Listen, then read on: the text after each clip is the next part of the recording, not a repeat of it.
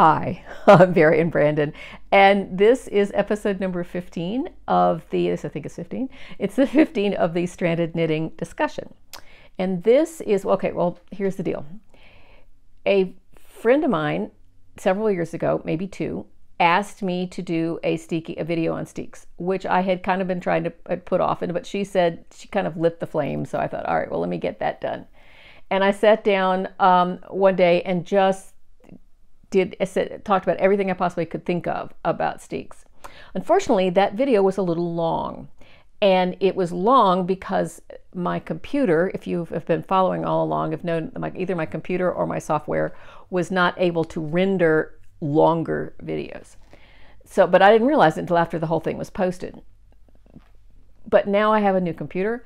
I have new software. So I was looking at it the other day and realized that it really would be better if it was done in two parts. So what's going to happen is we're going to see the first part, which is securing and cutting the steek. And then the second part, well, I'll tell you about at the end. Okay? This particular episode is a request from a friend of mine who asked me to do my take on creating steeks using steek stitches, and it's something that I've been doing for a long time. I decided that in this particular episode, what we're going to do is talking about what is a steek, what it comprises, how do you use it, briefly, and the different ways to secure it before you cut, and then different ways to secure it or not, either way, after you cut. And then various uses, examples of the uses of steeks. For instance, this sweater right here is my very first one. from you can tell by the depth, I don't know whether you can tell, but by the depth of the armhole, which is about 12 inches, that it was done in the late 80s. So it was it's an old sweater, but it actually has steeks both for the armholes and for the front cardigan. I thought, as I said, we'd start with a definition. Now, definition of a steek, the word steek, it comes from an old Gaelic Scottish word, two different things, but in that realm, that means to connect, to join together. And I just think it's very ironic that when we hear the word steek now, we think of cutting. But what the word means, it means to connect. And I talked to a designer in Shetland, and she had said that they would say things like, I can't wear that skirt because I've got to steek the tear. And if it had a rip in it or something, I have to steek the tear, which means connect the pieces together. She also said that she remembers as a child using the word steek to mean what we would call not we, but what is also known as a stile, which means that would connect two fields together. And a stile, if you know, is like steps up and over a wall and back down again that the livestock can't get up and over. So, but it would connect two fields together. So it is a word that means connection, which I find very fascinating.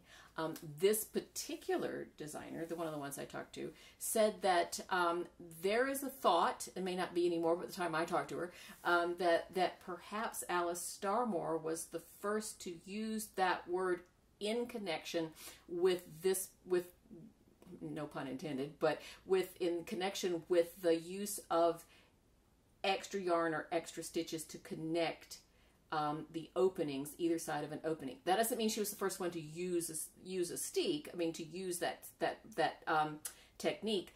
She was the one that put a word to it. Now, I have no idea whether that's true or not. That was what they had sort of hypothesized at that time, probably 8 years ago. But anyway, I just thought that was interesting.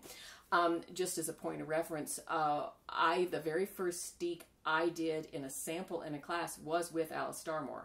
So I can remember the class project, the homework, if you will, was to create, it was like a little mini sweater. It was about this big, and then we cut up the front of it. I swear I think Alice was over my shoulder when I cut it for the first time. Yeah, I'm pretty sure she was there for cut it for the first time. So that's pretty neat.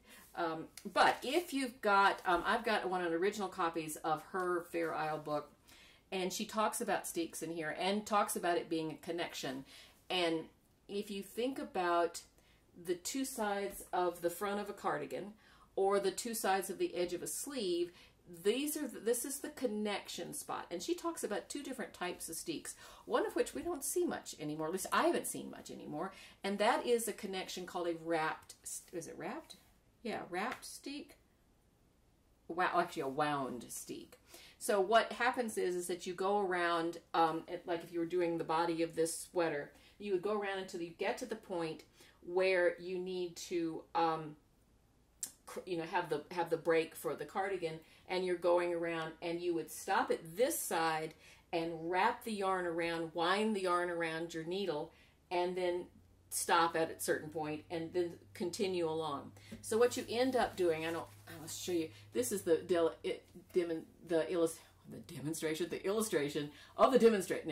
drawing of it, and you can see where it's wrapped. And when you come back for the next round, you drop all those wraps, and then you end up with all of those yarns in between, which you would then cut up the front. Now, the hard part about that is you have to weave in all those ends. But you can see, if you've got all that yarn sitting there, it's not a far leap to actually creating stitches, extra stitches to make what we know now as a steek or steek stitches. I will tell you that steek stitches are, as far as the research I have done, can be anywhere from 2 to 11 or 12 stitches. I happen to use 10. That's because that class I took with Alice Starmore, she said 10, so I use 10. I have a feeling that it's 10 stitches that creates about 1.25 inches space, of cloth that you're going to cut up. And that if you're using, this is probably worsted weight yarn. I use 10 there too. I probably could have gotten by with 6 or 8. I think it's just, but she said 10, so I'm doing 10. No matter what weight it is, I'm doing 10. So, and what I end up doing is I end up doing a purl stitch, knit 8, purl stitch. Where I picked that up, I don't know. I could have sworn it was from Alice at some point. But last time I looked at one of her books, I don't think she does that. I haven't read her patterns in a long time, but I do, because it kind of sets off the steek. So I'm trying to think of anything else that I need to talk about. One of the things I was going to do is I'm going to set up the camera in another location, so where you can look over my shoulder at what we're talking about. Because I've done a couple of swatches that we're going to talk through the different ways to secure or not to secure the steek before you cut. Now, if you have got what's called rustic yarn, the Shetland yarn would be part of those. Some of the Scandinavian fingering weights, these are all usually fingering weight wools when you talk about them. They don't necessarily secure them before.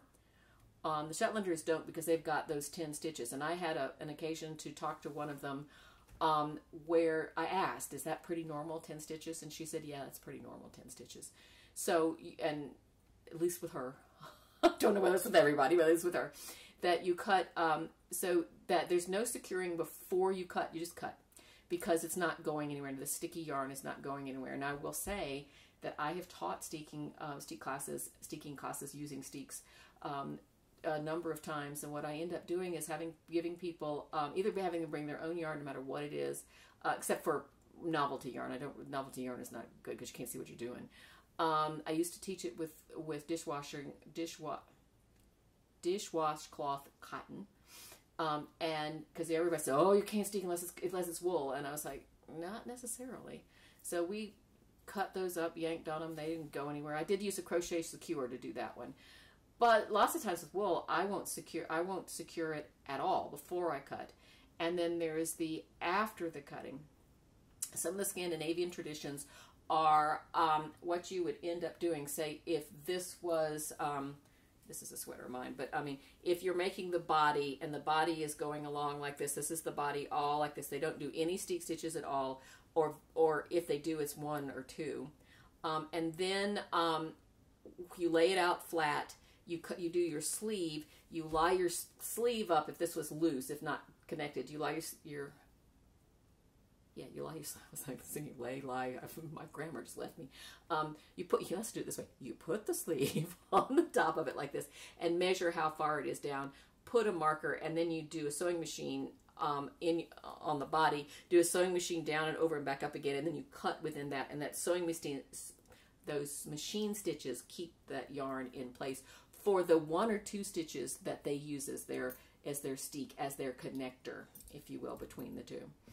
As I said, I use 10 because there's a way to secure that steek flap is what I call it. Once you cut it, there's this flap that goes around. Now, I was just reading earlier what Alice had said in her book, that after you cut those flaps, you would have, in essence, 5 stitches on either side, because I cut right up through the middle. There are people who use odd numbers of stitches, and they cut up through their center stitch. I cut up between the 5th and the 6th. If this is purl, 4 purl, 4 purl, I will cut right in the center here, right the ladder between stitch number 5 and stitch number 6. I will, that's where I will cut. And there was a point to that. I don't remember what it was. Oh, I don't remember now. But wherever you cut up right up the center without thinking about it. Oh, I know what it was. When you cut, you've got these essentially 5 stitches on either side. What she was talking about is trimming these back to, like, cutting off the edges here, and then that, so you don't have as much bulk. And sometimes then they will secure those edges after cut smaller. Now, somewhere I missed that in my learning, so I don't normally cut too far back. But you can see here, this is one. This is one of my sweaters. I don't know whether you can tell, but that's the steek right there, and it's been cut back to 2 or 3 stitches and then turned under and knitted down. And we'll talk about that in just a minute. All right, let's go to the other camera, and we'll look at a swatch, and we'll look at securing everything and doing everything that way. So I'll be over there in just a second. All right, here we are with a different microphone, obviously, different location, and we're going to talk about these 2 swatches we've got going here. Now, here's what I was telling you about. Here, you can see the steek stitches. Here there is the purl stitch. You can see it right there, and here's another purl stitch right there, and then there are 8 knitting stitches in between. Now, these swatches have both been blocked with steam with a wet rag on top of them, with wash rag, that's hard to say, on top of them, to sort of, and especially if you're using wool, it will kind of start the felting process up. Does it help? Maybe. It makes it neater to work with, which is pretty good. One of the things is, no matter how many stitches you use, there are 2 ways of, well, actually 3 if you count the way I do it, but 2 ways of working these stitches in these 10 steek stitches. Now you see, here's my pattern in there. Now, one of the things that I get questions sometimes asked is that some people try to continue this pattern inside these steeks, especially if you're casting them on for an armhole opening. So I will tell you that you don't have to do that. The steek stitches are completely separate from the body of your garment. And so much so that a lot of times they won't even include the steek stitches in total stitch counts. If you're doing any sort of shaping, all the shaping is done on the outside of these 2 stitches. And when they usually give so I do it too, when you give a total stitch count after you do any sort of SSK and K2 tog on either side of them, I don't even give the stitch count including the steek stitches. It's always excluding the steek stitches. Okay. The other thing is that in these 10 stitches, if you're not gonna do your pattern, the accepted ways of doing this is doing either a checkerboard where you have 2 colors per round, and there usually is only 2 colors per round. Of course, there's always exceptions to it, but there's exceptions to everything. But generally only 2 colors per round, and then you will alternate your colors. I've tried to do it here. What I try to do, you can kind of see in right in there, that I will try in the 2 center stitches, because I'm going to cut between the 5th and the 6th stitch. So I can get a pointer, it's probably easier. I'm going to cut between the 5th and the 6th stitch. So I will try to put, see here I've got 2 blue stitches together right there. That's the 5th stitch, that's the 6th stitch, and I'm going to be cutting right through the middle of that. So I will try to do that. Looks like I've got a little bit of a pink peeking through there. Why is that doing that? Yeah, oh, it's because it's half a stitch there. Hello. And then the other way is to do stripes, where you alternate it. Let's get the focus here. You alternate the colors as you go along. So either a checkerboard or a stripe. I have a tendency to just kind of try a checkerboard as much as I can, but I'm also weaving in and anchoring new colors and anchoring colors that are not going to use anymore, especially if it's a cardigan. Because of the cardigan, this is where your beginning of the round is, and so you actually add in and I said and delete, but it's add in and you weave in new colors, and I call weaving it out old colors that you're not going to need anymore in that steek, in those 10 steek stitches, because you're going to cut this through. What that means is that you don't have to weave in ends, because it's all in there. So there's no weaving in the ends as you do when you're doing a pullover. You have all those ends to weave in. So there are a couple of ways of securing this before you cut. One of them is not to secure at all. As I said with the I think I mentioned it, but anyway, I'll mention it again, that if you're using the rustic yarns, the Shetland, any of the stickier yarns, it pretty much almost felts before you even go, so that you don't have to secure it before you cut. So I'm going to go ahead and just cut through this and make sure I'm in the right spot.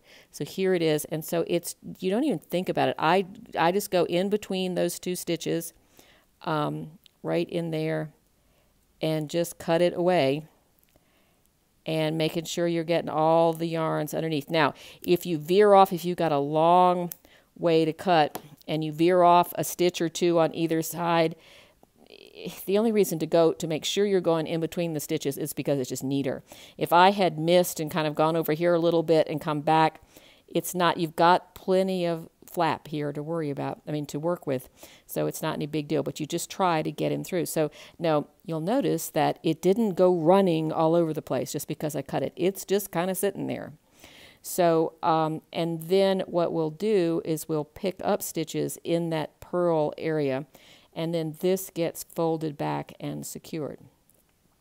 Now with the other one, what I was going to show you is what's called a crocheted secure. Let's get this out of the way to make it. Okay, it's called a crocheted chain secure.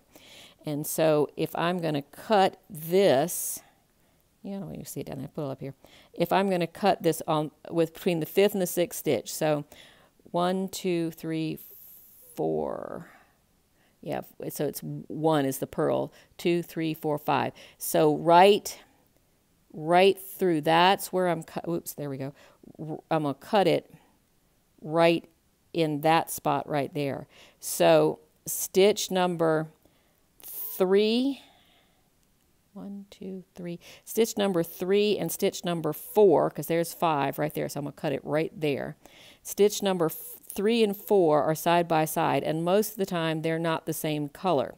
So, and on the other side, stitch number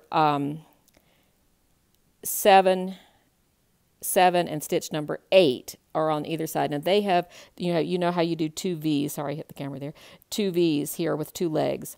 If this is stitch number 3 and this is stitch number 4, what I'm going to do is a crochet chain to connect these 2 legs, which is the left side of stitch number 3 and the right side of stitch number 4. I'm going to do a crochet chain up the whole length of the steek to connect those 2 together. And I'm going to do the same on between stitch number 7 and stitch number 8, connecting those 2 chains. And I'm going to do it right now with some yarn, with this real bright pink yarn, so you can actually see what I'm doing. If I can pick up the scissors. There we go. Now, first thing, I am not a crocheter. So those of you who are crocheters, please don't laugh at me. So, and I'm going to try to do this on camera, so we'll see what I can do. I have to do a slip knot first. And to start off, what you end up doing is doing, well, is to make the slip knot work, there we go, is to, you do a couple of chain stitches just to start off. So it takes me a little bit to kind of get myself so that I can remember how to crochet. You pull through like that. Okay, do a couple of chain stitches just so you can have a tail to hold on to. Now what I'm going to do is, my stitch is 3 and 4. You'll see the 1 is the purl, so 2, 3. So I'm going to fold it right between 3 and 4 so that I can see those legs that are right there together. And I'm going to go in here and wrap this around awkwardly as I pull it through and then pull it through the loop that's on my hook already. Now, except I'm doing that the wrong way. Let's do it the other way. What I was just getting ready to tell you, what you want to make sure you're doing, so here's a good lesson. What you want to make sure you're doing is, we'll start on this side first, 10, 9, 8, between 7 and 8, so it's right there. What you want to make sure you're doing is that the hook is going towards the center of the steek. So here's the center of the steek. The hook has to go towards the center of the steek. You don't want to do it like I was trying it earlier and have the hook go this way. You want the hook to go through the center of the steek. You connect those two, hello. I am not, get myself organized here. Okay. You connect these two like this and bring it through. And then, and all I'm doing is just go and take in those 2 stitches at the top, awkwardly, as I say. I'll get with the program. There we go. And pull it through like that. And each time I am pulling it through. Now what I'm going to do is I'm going to continue doing this all the way up. I will spare you watching me awkwardly do this, but this is not too bad. Pull it through and then pull it through the loop already on the hook. Go underneath the 2 legs. You can see I'm going underneath the 2 legs, through, and pull it through like that. Can I get it closer? Yeah, probably so. Let's try that. See, there's the green leg and there's the blue leg, so I'm going through both of those, around the pink, through the 2 of those, and then through the loop on it. And then now there's the blue, and then there's the green. I can't split the yarn. And pull it through like that. Okay, I'm going to keep doing this. I will see you. Well, you could just hang out with me. I don't have that much further to go. Right there and there. Pull it through.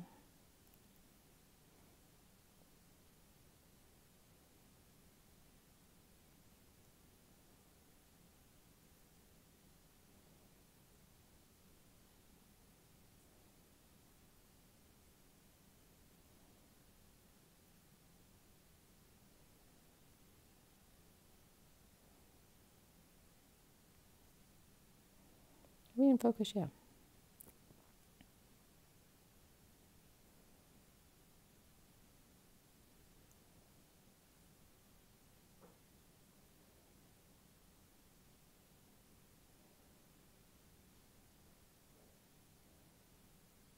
Oops, it split just a little bit. I'm just going to let that kind of fall off. There we go. Got 3 more to go on this side. Then I got to go back down the other side, and I will probably speed it up when we get down to the other side, but I want to show you how you make this turn.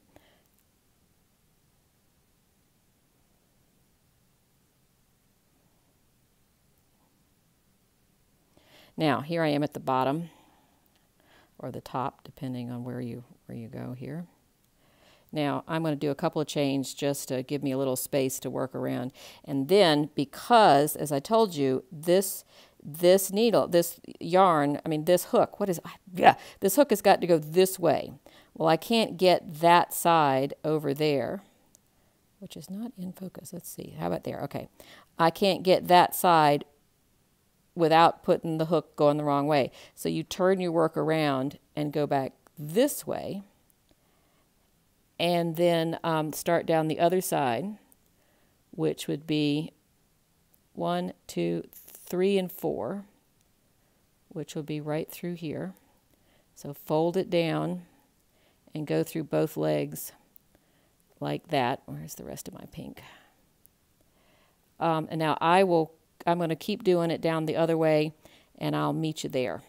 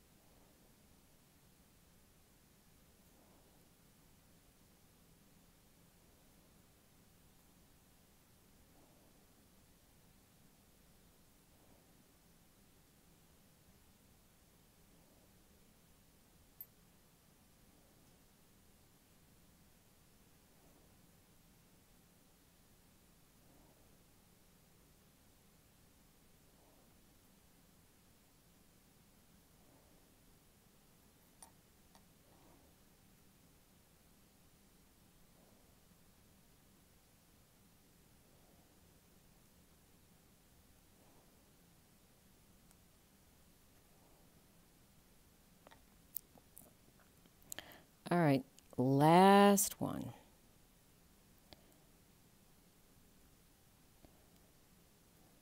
Now I'm going to do a couple more chain stitches just to have something to have a little tail on the end of this.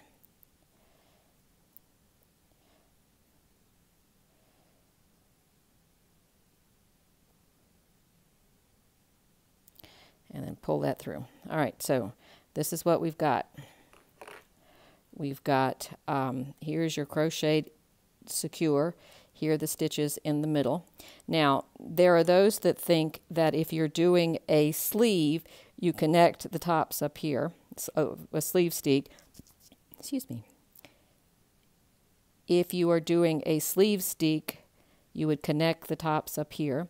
If you're doing a cardigan, you would not. I haven't found any problems with either one, so I'm going to go ahead. Now I'm going to cut in between. You can see my stitches right through there. I'm going to cut right in between the two stitches.